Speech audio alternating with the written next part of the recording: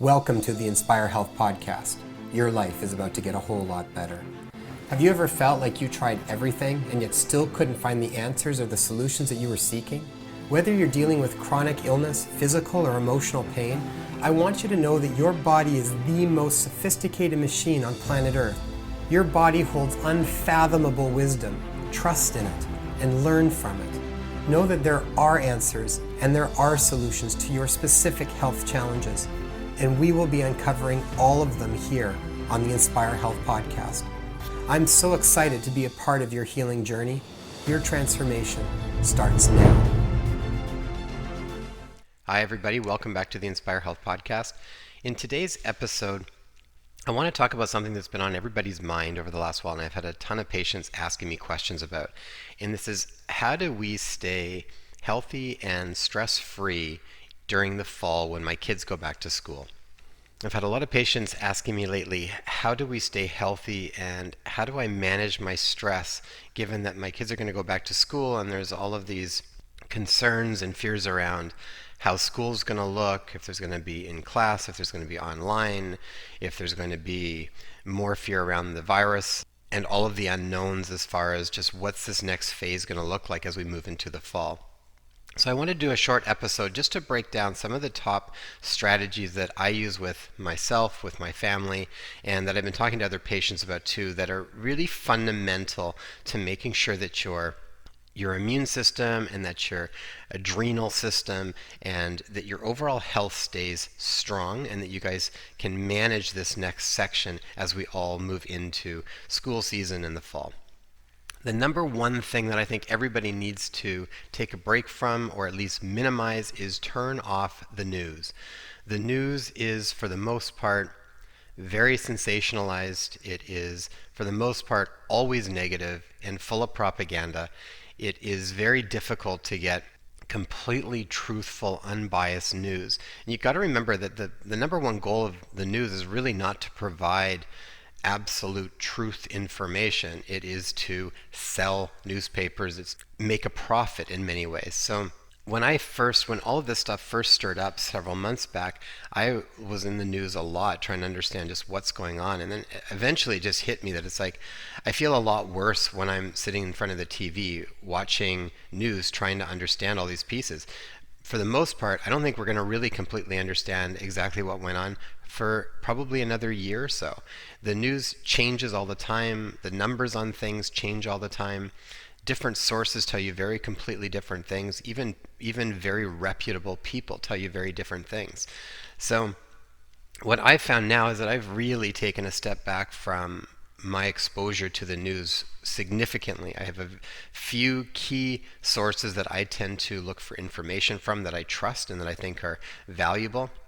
And I would suggest that you do the same thing so that you don't have the news just on in the background all the time. Some people's homes, their TV is just left on almost as if it's like music and is just on in the background going on all the time. And you're being inundated with that.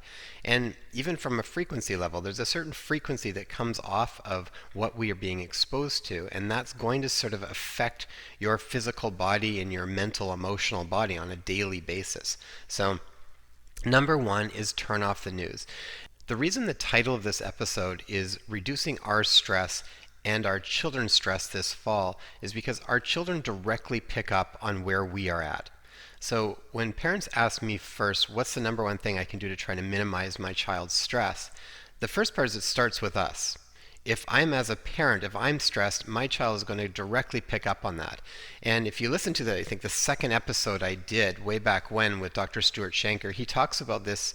He's an expert in self-regulation. He talks about this as being this interbrain connection, that literally there is this mental emotional connection where the child will very much pick up on what mom and dad are experiencing. So even if you are doing things that you think is going to teach your child the right way to do things, but the feeling that you've got underneath is coming from a place of deep worry or fear or concern or resentment or any of these things, the child's going to mostly pick up on that feeling. They know. It's like you can't fool them. So the first thing that we have to do is, what is going to mitigate our stress? Now, for the most part, turning the news off, they're going to be picking up on just the vibe of the news all day long, and they're going to be picking up on how it's making us feel, and then that's going to start to stir up their nervous system a little bit. So everything that I'm going to go through today is first to be done by ourselves, by the parents, and then also to integrate into the kids. Now, if the kids see us doing certain things, part of it is they're just going to be exposed to what we're exposing ourselves to. So if we turn off the news and we start putting on relaxing music, or we have something else that's just not so in our faces, that's full of more worry and concern around the world, then they're going to pick up on that frequency. They're going to start to feel a little bit different as well. So again, it starts with us first. We need to first make the changes that we know are going to make us feel a little bit better. And if you're sitting in front of the TV all day long with it running, and you're feeling bombarded with stress and worry about what's going to happen, it's just going to make things worse.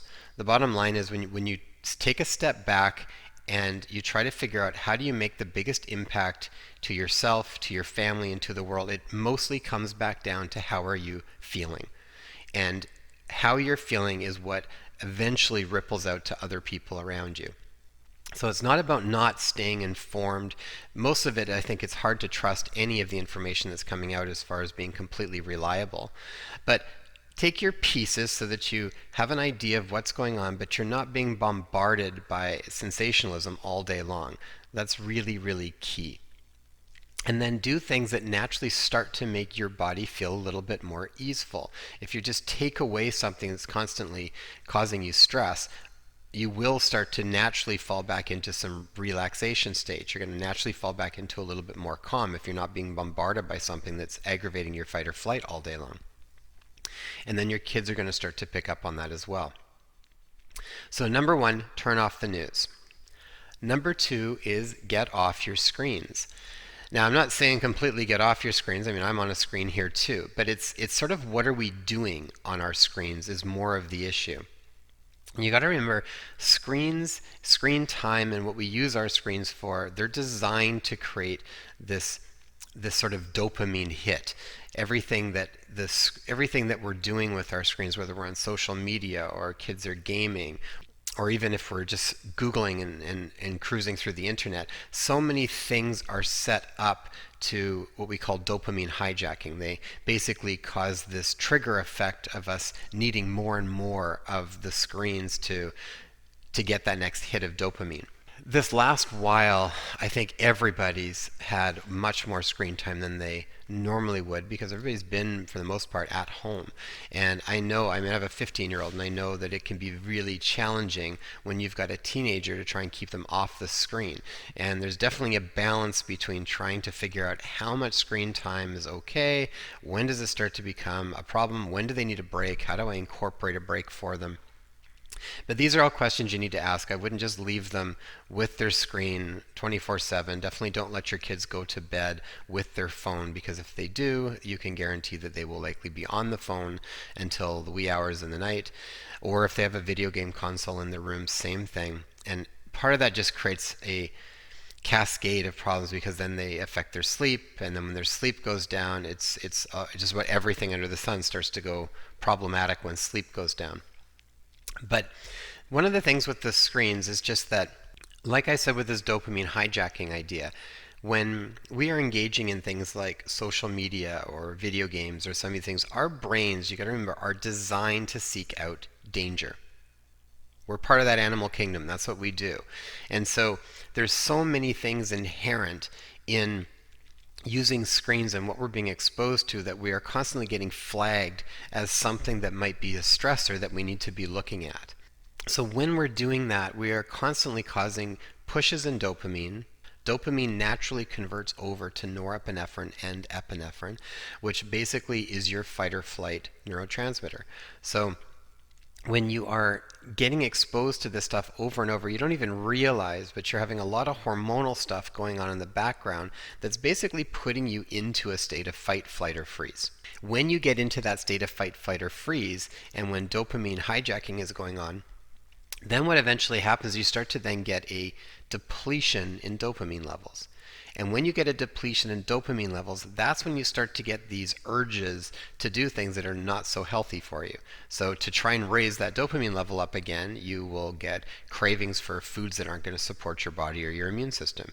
You will get cravings for more alcohol or drugs or something along these lines, just to try to get another boost of dopamine. And you kind of get on this roller coaster ride of trying to keep your dopamine levels up, which eventually then cycle into making you feel more anxiety, more depression, your energy can crash, your focus depletes.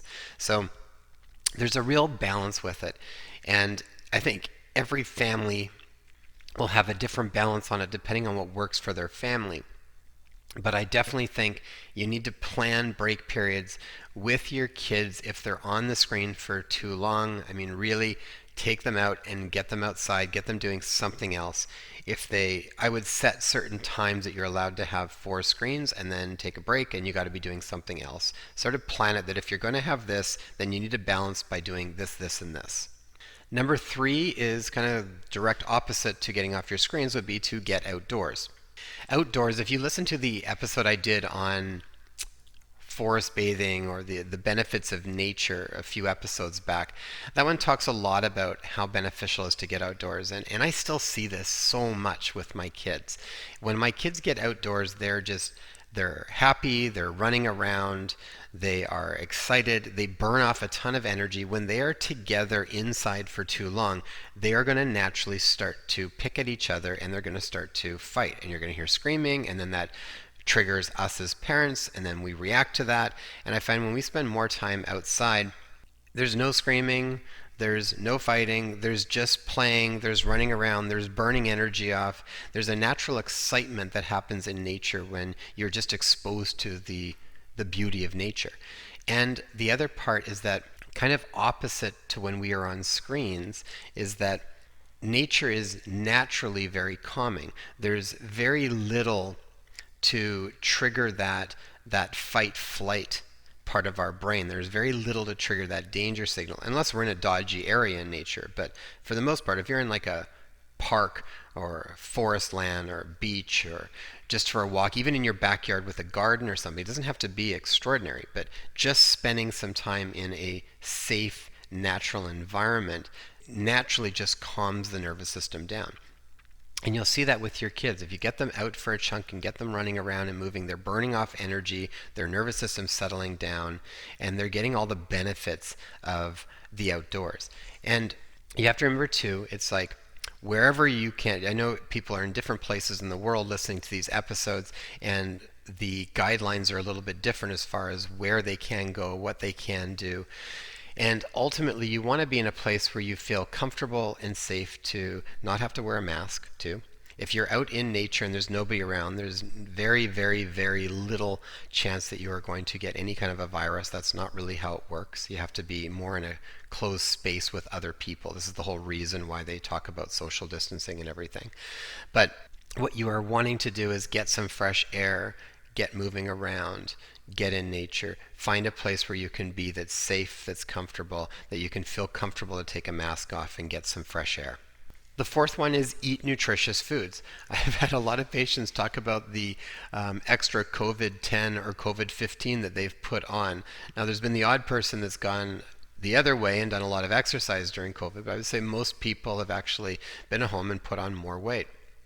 I know even myself, we've done a lot of trucking around and lots of changes, and I put on about 5 pounds, and now it's just getting back on track to get it all back off. And it's really quite easy once you balance it back out again and know the strategies to do it. Partly what happens is, like I was talking about, when people start to feel anxious or when they feel depressed or when they feel stressed, it also changes chemically and hormonally in our body what's going on, which then causes us to have different triggers, right? Just like I was talking about the dopamine. If dopamine gets low, then we tend to crave certain foods, which just aggravate the situation. We might get a temporary bump in mood or something, but the long-term effects just keep us on this spiral of not doing well, keeping our body unhealthy, not supporting our immune system, not supporting our systems for energy. So eat nutritious foods. Now, there is no one specific diet, and anybody that tells you that there is missing the big picture. I have seen people do extraordinarily well on a paleo diet. I've seen people do extraordinarily well on a vegan diet. I've seen people do extraordinarily well on a Mediterranean diet. And I've seen people do really poorly on all of those diets too.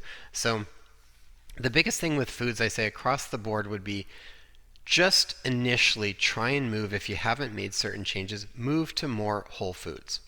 Just try to move to more real foods. So get away from the packaged foods, get away from the snacking foods, the crackers and the chips. It's okay to have some of those stuff once in a while, it's not a big deal, but by and large, 80% of what you're eating should be real foods. It's like they used to say to me, try and stay in the perimeter when you're in the grocery store. Avoid the lines, because most of the lines you're going in and out of, those are all the packaged stuff. So try and stay in the sections where you're in the produce, you're in the deli or the meats, you're in the bakery. Now, you kind of have to, again, figure out what works for you. And this is where we work more individually with this, because everybody's diet is a little bit different. And we have to tweak it and play with it at different times. But just from a nutritious standpoint, if you're eating more fresh fruits, fresh vegetables, if you consume animal products and they feel good for you, then get clean animal products. If you can, I highly recommend at this point, if you're able to, really shop local. Try and get local meats, local eggs, local fruits, local vegetables as much as you're able to. So if you're in an area where there is a farmer's market and you can access it, I would definitely do that. If you can order stuff from a local farm, definitely get that as much as you can. The general nutritional quality is always much higher when you can eat locally. But just fruits, vegetables, animal products, try to keep grains and processed foods a little bit on the lower side. Whole grains, healthy grains can be good. Some of the older grains, like even red fife wheat, can be beneficial for people. Even if they're not so great with wheat, sometimes that can be a good alternative. Whole grains like buckwheat, some of those things can all be fine if in moderation for certain people. Some people can do better with more of them. But I want you to play with different foods and see how you feel. But for the most part, when I'm talking about moving to nutritious foods, get rid of packaged stuff. That's the first step. Just minimize the stuff that's really empty calories. Just move to more whole foods. Number 5 would be exercise. Now, exercise can be a whole lot of different things. Right at the moment, because now I'm in a point where I can start to exercise more, where I feel like my exercise has been next to nothing for probably the last 5 months, other than just walking. Walking can still be a great form of exercise, and I recommend it. When you can't do other things, start doing that. Now my body's feeling like I want to do a lot more. So now I'm starting to get back into doing some weight training and doing some high intensity intervals, and that feels really good in my body. But the key thing with exercise is, depending on where you are and how your body's feeling, you need to match it with your exercise. So when you're trying to balance things like stress, exercise can be a double-edged sword. If you do too much exercise, it will aggravate your stress. If you are pushing too hard over and over and over again, you're actually going to be pushing yourself into fight or flight and depleting yourself. Even though you get a stress release from it temporarily, you're actually kind of putting yourself in a deficit over time. So someone that's maybe used to doing extremely hard exercise all the time and they need that, they probably need to balance it with something that's a bit more like yoga and maybe walking, maybe something, or just play or sport or something that changes it up a little bit. Now, for other people like myself that wasn't doing nearly as much exercise as I was used to over the last while, now it feels really good for me to start to go a little bit harder again. So now getting back in and doing weights, doing some high intensity intervals for a short period of time, that all feels really good and it's totally working and my body feels great with it.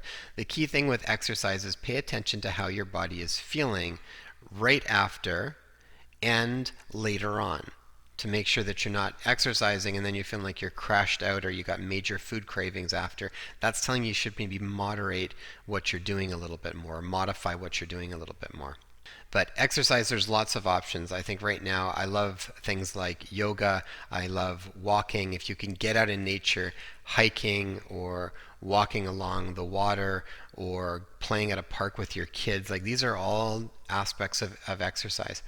When you go to a park with your kid, I implore you to please put the phone down and spend the time with your kids. They pick up on it, and it will be good for both of you. I see a lot of times when I go to the park and I'm playing with my kids, I see the kids on there and I see all the parents on their phones just working. And I understand trying to balance things with work and with play and family, but those are really important times. Your kids will pick up on the attention that we're giving them, and they know if we're there or if we're not, or if we're kind of just part in. And so even if you're doing it a few times, sometimes just put the phone down and just go and play with them. Play on the park with them for a while and engage in it. Watch how their eyes light up when you actually take that time to start to interact with them in an area that they really love doing. Right? That's part of it too, is it's like we like to have people engaged in something that we enjoy doing. Just like as adults we do. It's like I enjoy when people join me on something that I really enjoy and I get to share that enjoyment with them. Kids are the same way. When they're playing, they really want to share in that play. And so as much as they might be playing with other people that are fun, or other kids sometimes, if you can play with them too, it's a really nice bond and a connection that you can make with your kids. And the last thing that I do that I think is really important when people, if it's been a little while since people have had certain markers checked, is get a baseline. I'm a big proponent on get certain health markers checked periodically just to see where you are. Now, when we look at some of the health markers that I would check for myself and my family, I tend to do this a couple times a year where I check a big group of major health markers to just make sure we're on the right track.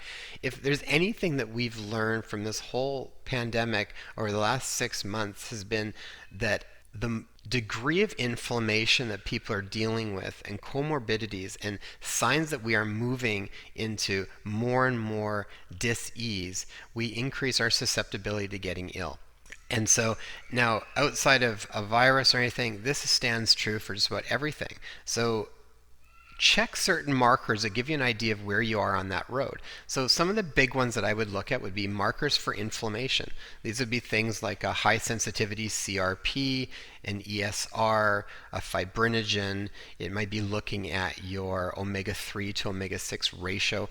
All of those things give you a bird's eye view of how you're doing from a standpoint of inflammation. And if inflammation is going up and up and up, then you are increasing your risk for some sort of illness, whether that be exposure to a virus or whether it be increasing susceptibility to things like diabetes or cancer, you name it. Inflammation is a cornerstone for almost all problems. The next thing that we would look at would be an overall good, solid assessment of vitamin and mineral imbalances. So looking at some of your big players, these nutrients, you got to remember, are cofactors for all of the different biochemical reactions that take place in our body. So you need to know where you are, and there's a difference between normal and optimal zones for a lot of people.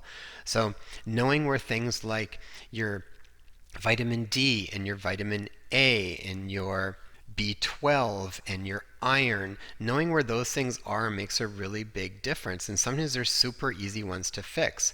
And even when people are taking them, you don't know if you're absorbing them. So taking a look at what's going on in the blood is a great way to see where you actually are.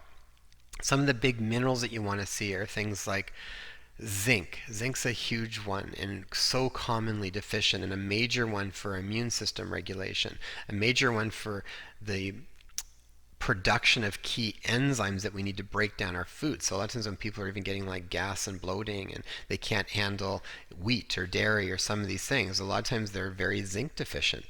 Magnesium is a major common deficient one, and you need to do specifically more of a red blood cell magnesium to get a functional marker. A regular serum magnesium in the blood does not tell you very much.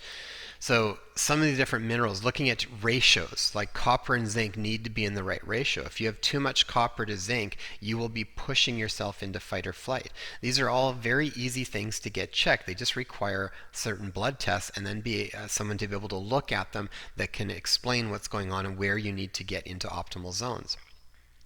A couple of the other ones that I think are important to look at are blood sugar markers. That's a really important one too. We know that that's a big susceptibility for chronic illness, is when people's blood sugar starts to get poorly managed. We start to move into pre-diabetic and then into diabetic. And that increases susceptibility for a ton of things. So checking your fasting blood sugar, checking your hemoglobin A1C, which is more of a long-term management of sugar. And then I always check fasting insulin on people. It gives me an idea of whether or not they're able to burn fat for fuel. And if their fasting insulin is really high, then it tells me that they're primarily a sugar burner and they're actually creating a lot of inflammation from excess insulin. And then we can get into more extensive assessments like hormonal assessments for some people. Sometimes we need to see, like, where are your adrenals actually at? Where are some of the hormones like testosterone? Where is estrogen and progesterone for some people when they're going through certain changes in their menstrual cycle?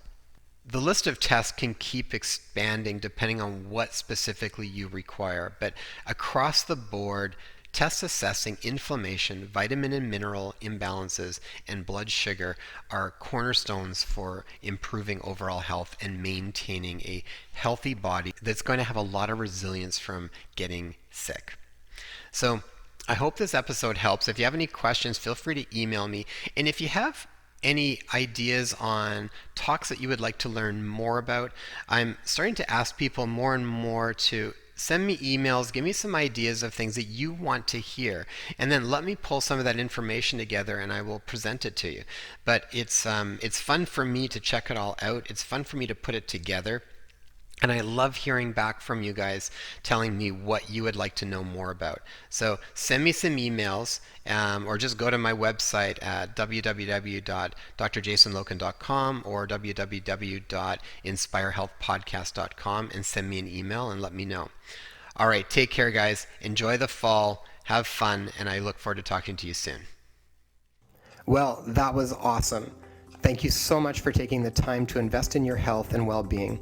Since this podcast is brand new, reviews and subscribers are so vital for us to get off the ground and share this really important information. So if you found this information valuable, please post a review and subscribe to the podcast so you'll get our newest episodes. Also, if you know of someone who would benefit from this, please share it with them. You can also find us on Instagram at #InspireHealthPodcast. If you have a question that you'd like to be addressed, direct message me on Instagram or leave a comment on one of my posts. I would love to hear from you. And you can grab our show notes and free resources for each episode at inspirehealthpodcast.com. So be sure to go online and check it out.